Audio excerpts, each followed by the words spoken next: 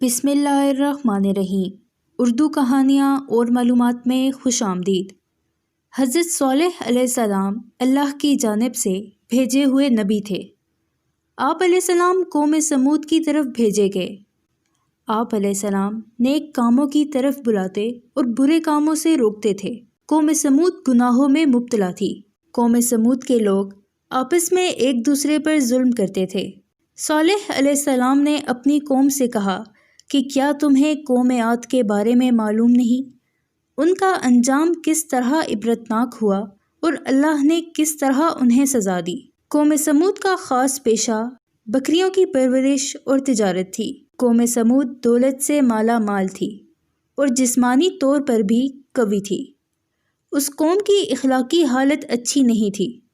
ذرا سی بات پر لڑ مرنے کے لیے تیار رہتے تھے۔ بے گناہ لوگوں کو قتل کرتے تھے، کمزوروں کا مال ہضم کرتے، کمزوروں پر ظلم ڈھاتے اور بتوں کی پوجا کرتے۔ اس قوم کو راہ راست پر لانے کے لیے اللہ نے حضرت صالح علیہ السلام کو نبی بنا کر بھیجا۔ حضرت صالح علیہ السلام ان سے کہا کرتے کہ اے قوم، اللہ تعالیٰ کی بندگی کرو، اس کے سوا کوئی حقیقی معبود نہیں۔ اللہ نے مجھے پیغمبر بنا کر بھیجا ہے تاکہ تمہیں اللہ کے عذاب سے ڈراؤں۔ لوگ ان سے کہتے ہمارے پاس دولت بھی ہے، قوت بھی ہے اور عزت بھی ہے۔ اگر اللہ کو نبی بنانا منظور ہوتا تو ہم جیسوں کو نبی بناتا۔ اگر اللہ ہم سے ناراض ہوتا تو ہمارے کھیتوں کو اجاڑ دیتا، ہمیں رہنے کے لیے عالیشان مکانات نہیں دیتا۔ ہمارے پاس بے شمار اونٹ بکریاں ہیں، سواری کے لیے گھوڑے ہیں۔ یہ اس بات کی دلیل ہے کہ ہمارے بت ہم سے بہت خوش ہیں، اسی لیے ہم ان کی پرستش کرتے ہیں۔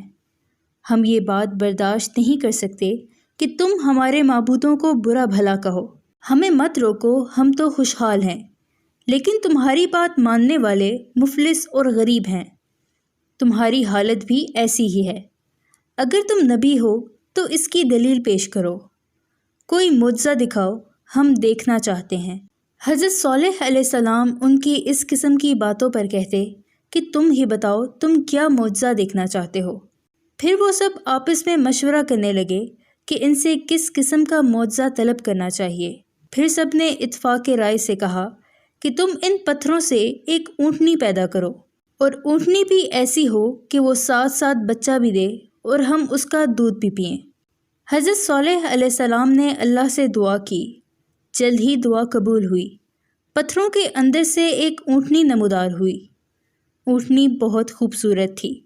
اونٹنی کے ظاہر ہونے کے بعد اس جگہ گھاس اگ گئی اور ایک پانی کا چشمہ بھی جاری ہو گیا۔ اونٹنی نے گھاس کھائی، چشمے سے پانی پیا، اسی ساعت کے اندر بچہ بھی جنا۔ اونٹنی دودھ بھی دینے لگی۔ کافروں نے جو معجزہ طلب کیا تھا سب پورا ہوا۔ پھر حضرت صالح علیہ السلام نے اپنی قوم سے کہا کہ تم لوگ جو چاہتے تھے اللہ نے پورا کر دکھایا، کیا تم اب بھی اپنی ضد پر اڑے رہو گے؟ کافروں نے کہا کہ ہم ایمان نہیں لائیں گے، نہ ہی آپ کی باتوں پر عمل کریں گے۔ کافر اونٹنی کو تنگ کرنے لگے۔ اونٹنی جب پیاس سے تڑپتی اور کنویں کے پاس جاتی تو اس سے پانی پینے نہیں دیتے، بعد میں اس کو مارنے لگے۔ اس کا چلنا پھرنا دوبر کر دیا تھا، وہ اذیت کے مارے کراہتی رہتی۔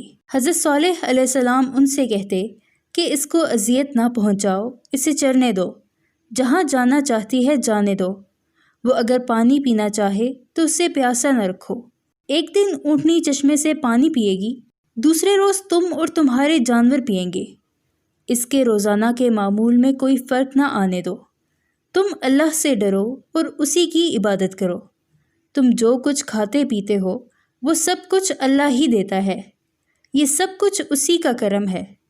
تمہارے بت تمہارے کوئی کام نہیں آتے۔ قوم سمود باز نہ آئی، نہ حضرت صالح علیہ السلام کی باتوں پر عمل کیا۔